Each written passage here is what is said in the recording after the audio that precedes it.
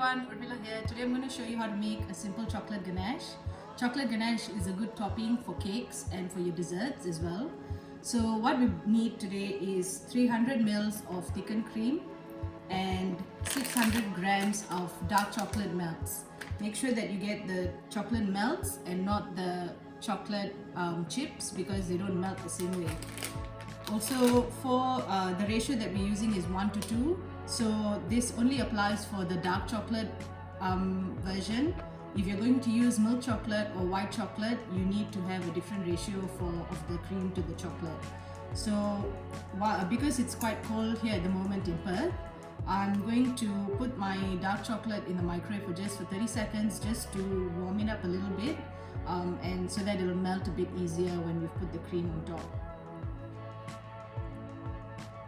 So in a pot, just put all your cream into the pot and turn on the stove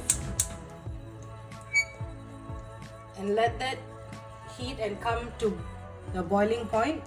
And once the cream starts rising, I'll show you what to do.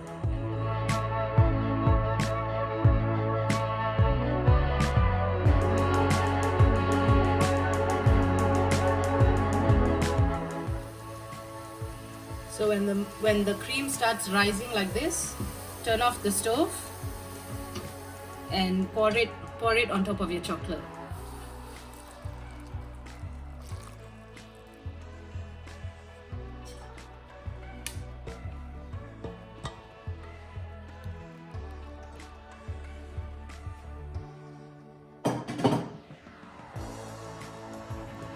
Like, and just let the chocolate sit in the cream for a minute or so, and then you can start stirring it through slowly.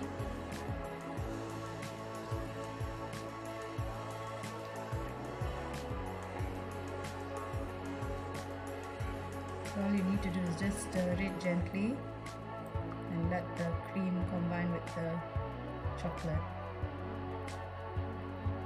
If you stir it too fast, you can get a lot of air bubbles in it. So just be gentle with it.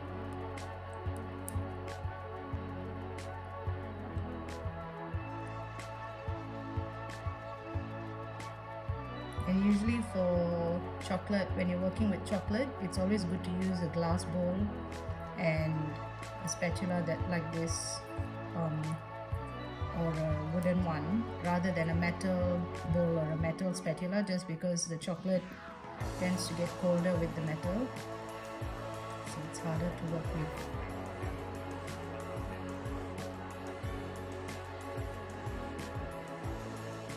So now just keep stirring until you get your smooth ganache, and then you can either use it at this consistency, or you can let it cool and thicken, and once it's thickened, then you can use it to spread it on your cakes.